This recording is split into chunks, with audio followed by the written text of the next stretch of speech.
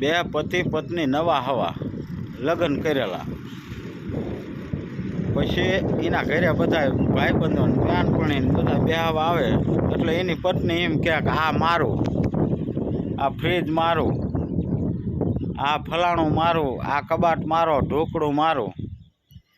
પછી ઓલા બધા બેહીને વહી ગયા, ભાઈબંધ ને બેનપણી ને બધા બેહીને વહી ગયા. એટલે એનો પતિ કે એટલે તો હું આ બધું કે આ મારું, આ તારું, આ મારું, આ મારું, આ કબાટ મારો, આ ફ્રીજ મારું, આ બધું તો હું અડાવસ બધાને, આ બધું તારું જ છે. તો કે હું કહેવું મારે, એમ કહેવાય કે આપણું એમ. ઠીક હાલો એમ કહીશ. તો બીજા ત્રીજા દીએ બીજી નવી બેનપણીઓને ભાઈબંધો બેહવા આવ્યા. તે એનો ભાઈ એલા એનો ઘરવાળો કે ચા મૂક.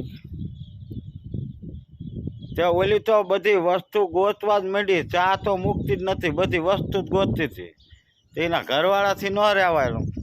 તે શું કીધું કે એલી તું ચા નથી મૂકતી, ચાને શું ગોતે કે આપણો ઘાઘરો. બોલો આ ન બોલ્યામાં 9 ગુણ છે. પછી બધા વહી ગયા કે તારો બાપ એમ ન કહેવાય. તે કે તમે જ કહેતા હતા. તે કે પણ એમાં ન હોય મારા કલેજા.